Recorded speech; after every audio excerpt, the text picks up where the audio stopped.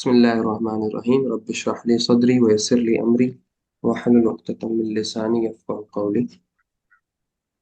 आज हमारी मॉड्यूल 1 की पहली क्लास है और पहली क्लास में सबसे पहले हम ये बात कर रहे हैं कि income tax law deals with.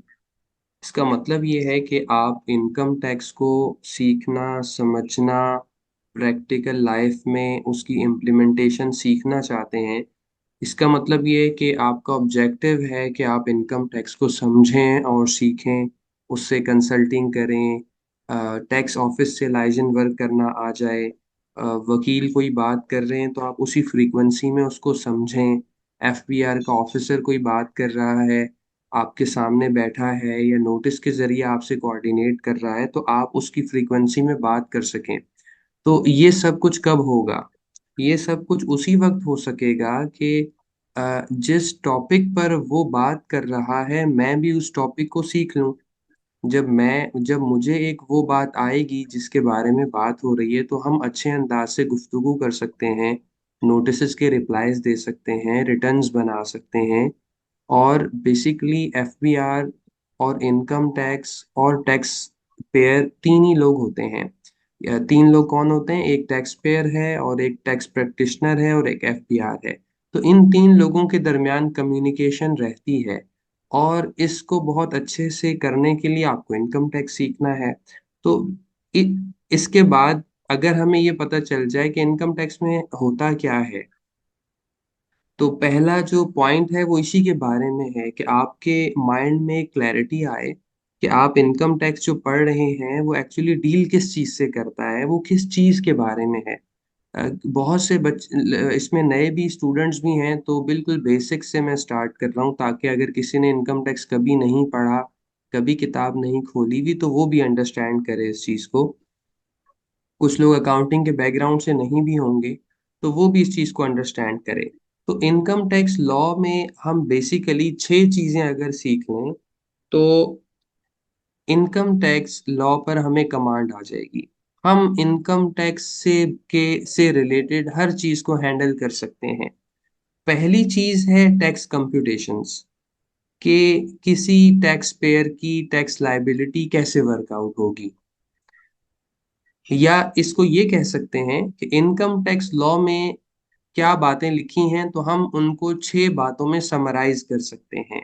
अगर ये 6 बातों की अंडरस्टैंडिंग किसी भी इंसान को है तो वो बहुत अच्छे से इनकम टैक्स प्रैक्टिस कर सकता है। तो पहली बात है कि इनकम टैक्स रिटर्न्स की कंप्यूटेशंस आ जाएँ, टैक्स पेयर्स की कंप्यूटेशंस बनाना आ जाएँ। इसका क्या मतलब है? फॉर एग्ज़ाम्पल मेरा नाम जुनैद है और मैं एक कमर्शियल इंपोर्टर हूँ, तो मेरी क टैक्स कंप्यूटेशन किसी और तरह से होगी। मैं जुनैद हूँ, मैं एक्सपोर्ट करता हूँ, तो मेरी टैक्स कंप्यूटेशन अलग होगी। मैं जुनैद हूँ, मेरी मैन्युफैक्चरिंग कंपनी है, तो मेरी टैक्स कंप्यूटेशन किसी और तरह से होगी।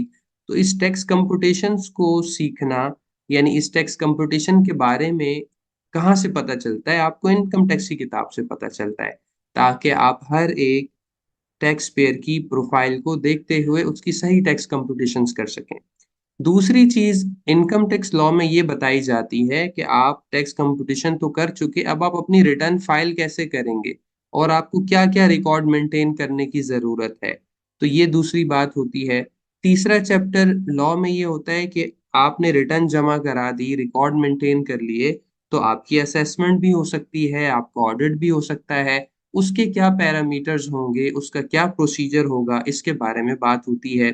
फिर ये कि अगर आपने कोई डिफ़ॉल्ट किया है और आपकी कोई डिमांड बन गई है, आपकी और आपके ऑडिट के नतीजे में कुछ गलती और ख़राबी सामने आई है, तो आपसे रिकवरीज़ हो सकती हैं, आप पर पेनल्टीज़ लग सकती हैं, उस वो क्या होगा, किस सेक्शन में होगी? और फिर अगर आप रिकवरीज़ और पेनल्टीज़ आप पर लगाई जा रही हैं, आप इससे मुतमईन नहीं हैं, तो ठीक है, आप हायर अथॉरिटी जो कि कमिश्नर अपील है या ट्रिब्यूनल है या हाई कोर्ट है या सुप्रीम कोर्ट है, वहाँ आप अपील दाखिल कीजिए, आप रेफ़रेंस पिटीशन दाखिल कीजिए कि जी हमारे साथ जस्टिस नहीं हो रही है हमारे मामले में। और फिर एडमिनिस्ट्रेशन के कौन-सा काम कौन कर रहा होगा एफबीआर में, एडिशनल कमिश्नर क्या कर रहा होगा, कमिश्नर क्या कर रहा होगा, ऑफ़िसर क्या कर रहा होगा।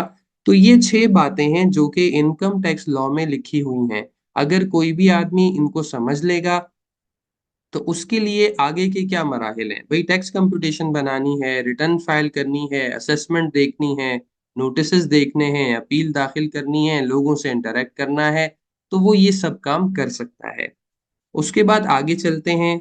आपको यानी मैंने ये बता दिया कि इनकम यानी 1.1 में मैंने ये बताया आपको कि इनकम टैक्स में क्या ऐसी बातें जो आपको आप अगर सीख लेते हैं, आप उसमें मौजूद क्या है और आपको ग्रिप करनी है। इसके करने के बाद आप इनकम टैक्स के सारे अफेयर्स हैंडल कर सकते हैं, चाहे आप अकाउंटेंट हो या टैक्स कंसल्टेंट हो। 1.2 में मैं आपको यहाँ दो बातें बताना चाहता हूँ। पहली बात ये, handling soft copies of income tax law, SRO, circulars, withholding cards, finance act, explanation circulars and budget commentaries. इसका क्या मतलब है? देखिए, हर साल बजट आता है, हर साल लॉ में चेंज होती है, हर साल बजट के बाद फाइनेंस एक्ट आता है और उसकी एक्सप्लेनेशन आती है। पूरे साल में कई दफा एसआरओज आ जाते हैं। एसआरओज क्या होते हैं अभी हम आगे बात करेंगे, सर्कुलर्स क्या होते हैं हम आगे बात करेंगे। तो यूं समझ लें कि हर साल एक पूरी किताब ही आ जाती है एफबीआर की तरफ से। अब इन तमाम को अगर आप हार्ड कॉपीज में सेफ रखेंगे और इनको रेफर करेंगे तो ये एक बहुत मुश्किल काम है। तो आपको कंप्यूटर में थोड़ी सी स्किल आनी चाहिए कि आप एक प्रॉपर फोल्डर बनाएं। एक का एक फोल्डर हो इनकम टैक्स, उसमें आप अंदर और फोल्डर्स बनाएं। एक का नाम रखें फाइनेंस एक्ट, तो सारे फाइनेंस एक्ट वहां हो मौजूद, ईयर्स के नाम से टैग हो। फिर विदहोल्डिंग टैक्स कार्ड आपके पास ईयर्स ईयर से टैग हो। इसकी मैं आपको एक एग्जांपल दिखाता हूँ। इससे ये होगा कि एक जगह आपकी जब चीजें रखी हुई होंगी तो आपको कभी भी कुछ रेफर करना होगा आसान हो। वरना हम क्या करते हैं, हम ग्रुप्स में कहते हैं कि भाई मुझे फलां इनकम टैक्स ऑर्डिनेंस दे दो फलां साल का, या फलां साल की विथहोल्डिंग कार्ड्स दे दो, तो हमें ये नहीं करना पड़ेगा। तो इसलिए एक आपको ये काम भी करना चाहिए कि आपको सॉफ्ट कॉपीज में डील करना आ जाए, ये बहुत इंपॉर्टेंट है। कोई कोई केस आएगा 2016 का तो आपको ऑर्डिनेंस 2016 वाला देखना है। कोई केस आएगा 2023 का तो आपको वो विदहोल्डिंग रेट्स देखने हैं। तो मैं आपको समझाता हूँ, थोड़ा सा आपको क्लैरिटी आ जाएगी। देखें, आपको एक फोल्डर नजर आ रहा होगा, आप देखें ये आ रहा है विथहोल्डिंग कार्ड। इस पे जब आप डबल क्लिक करें, ये देखिए मैंने 18-19 के भी विथहोल्डिंग कार्ड रखा हुआ है, 19-20, 20-21, 21-22, 22-23, जितने विथहोल्डिंग कार्ड्स हैं यहाँ पर मौजूद हैं। इसी तरह से अगर ऑर्डिनेंस पे मैं जाऊं तो देखें, ऑर्डिनेंस पे मैं गया तो मेरे पास इनकम टैक्स ऑर्डिनेंस देखें कितने पुराने आ रहे हैं, 18 का आ रहा है, और फिर अमेंडमेंट हुई थी मार्च 19 तक का है, और ये जून 19 तक का है, जून 21 तक, और जून 23 तक ये लेटेस्ट वाला है, ये वाला। और इनकम टैक्स रूल्स हैं। तो ये आपको समझ आ गई होगी कि मैं क्या कहना चाहता हूँ। इसी तरह आपके पास जो अहम एसआरओज हैं उसका एक फोल्डर होना चाहिए। इसी तरह से आपके पास जो सर्कुलर लेटर्स हैं, जो कि अहम सर्कुलर लेटर्स हैं, उनका आपके पास फोल्डर हो। एफबीआर की वेबसाइट पे आए, आप उसको पढ़ें और फोल्डर में नाम टैग करके डाल दें ताकि आप फ्यूचर में उसको यूज कर सकें। जाहिर है, आप ये कहेंगे बहुत सारे सर्कुलर्स तो हम नहीं कर सकते। जी हाँ, आप बस उसको देखिए, एसआर को देखें, आपसे रेलेवेंट है तो उसको आप सेव कर लें, ताकि जब कभी भी आपको जरूरत हो तो आपको परेशानी ना हो। नेट नहीं चल रहा, कोई सपोर्ट करने वाला नहीं है, तो आपके पास सॉफ्ट कॉपी फोल्डर की हो मौजूद। और फिर ये कि बजट कमेंट्रीज होनी जरूर चाहिए। जब भी बजट आए, बजट की कमेंट्रीज 2-3 लोगों की जरूर रखें, उसे पढ़ें। बाज औक़ात आपको उसमें से बहुत फायदे की बातें मिल जाती हैं, और खास तौर से एक्सप्लेनेशन सर्कुलर जो होते हैं उसकी भी सॉफ्ट कॉपीज आपके पास होनी चाहिए। अग ये उस आदमी के लिए बहुत जरूरी चीजें हैं जो टैक्स प्रैक्टिस करता है, बहुत से क्लाइंट्स पे काम कर रहा होता है। तो उसके लिए ये सॉफ्ट कॉपीज अपने पास हो, अपनी एक छोटी सी यूएसबी में हो, कहीं भी जाए अपने साथ रख रहा हो, ताकि काम करने में आसानी हो, चीजों को रेफर करने में आसानी हो। दूसरी बात यह है, navigation to income tax law and sound knowledge of the overall tax structure. दूसरी स्किल ये जरूरी है कि आप देखें, आजकल जाहिर है आप किताबें ले लेके नहीं फिर सकते। सेल्स टैक्स की अलग किताब है, इनकम टैक्स की अलग है, कस्टम्स की अलग है, फिर प्रोविजनल प्रोविंशियल सेल्स टैक्स की अलग है, सिंध की अलग है, केपीके की अलग है, स्टैम्प ड्यूटी अलग है, बेनामी अलग है, बहुत सारे कानून हैं। तो आपके पास सॉफ्ट कॉपीज होनी चाहिए। अभी हम इनकम टैक्स की बात कर रहे हैं, तो हम इनकम टैक्स की सॉफ्ट कॉपी हमारे पास हो और हमें उसमें नेविगेशन आती हो। नेविगेशन से क्या मुराद है? नेविगेशन से मुराद ये है, देखें, ये इनकम टैक्स ऑर्डिनेंस है, आपके पास ये सॉफ्ट कॉपी होनी चाहिए। हम गाहे बगाहे इसको देखते रहेंगे, इस पे आपके एक्सपर्टीज बिल्ड होंगी।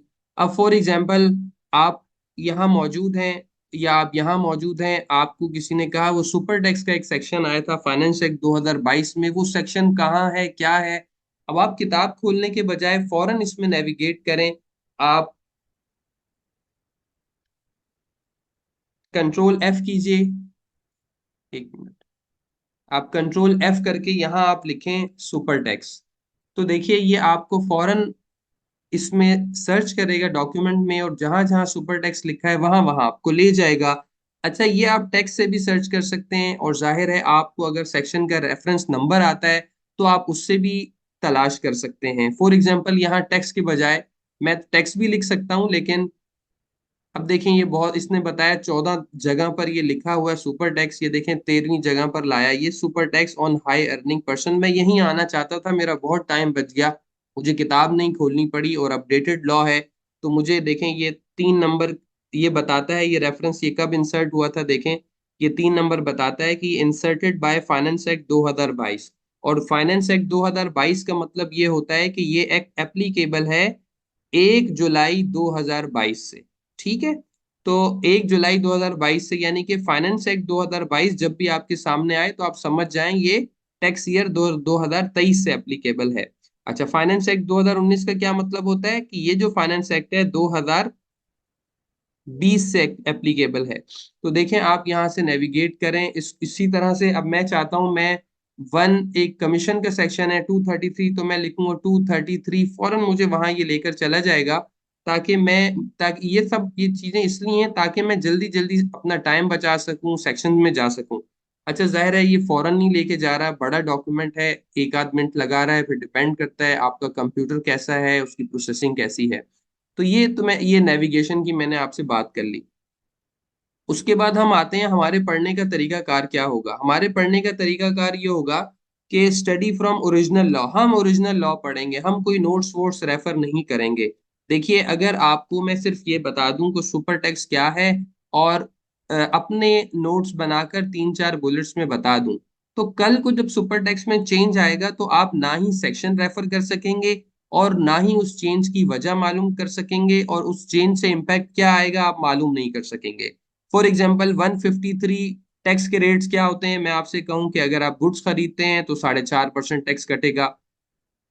2023 में मैं था, मैंने लोगों को कहा 4.5 कटेगा, आज भी वो आदमी 4.5 ही समझेगा। लेकिन नहीं, हम सेक्शन 153 देखेंगे और वहीं से देखेंगे कि चेंज कहाँ आती है।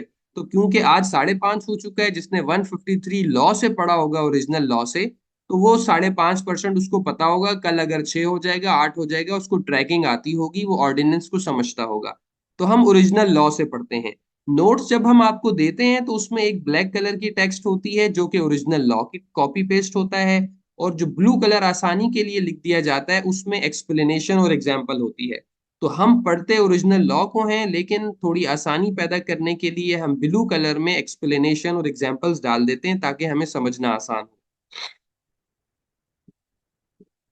अच्छा, उसके बाद ये कि देखें, इनकम टैक्स एक डायरेक्ट टैक्स है। आपको मालूम होना चाहिए टैक्स 2 तरह का होता है, डायरेक्ट टैक्स और इनडायरेक्ट टैक्स। हम अभी सिर्फ डायरेक्ट टैक्स की बात कर रहे हैं। डायरेक्ट टैक्स क्या होता है? इनकम टैक्स जनरली इम्पोज होता है नेट इनकम पे। फॉर एग्जाम्पल, आप कितनी सैलरी कमाते हैं, आपने कितनी रेंटल इनकम कमाई, आपने प्रॉपर्टी बेचकर कितना फायदा हासिल किया, आपने बिजनेस किया तो उससे नेट प्रॉफिट क्या आया, उस पर टैक्स लगता है। तो इस जब आपकी इनकम पर, आमदनी पर टैक्स लगे उसे इनकम टैक्स कहते हैं, और उस इनकम टैक्स को डायरेक्ट टैक्स कहते हैं, यानी डायरेक्ट टैक्स की एक शक्ल है इनकम टैक्स।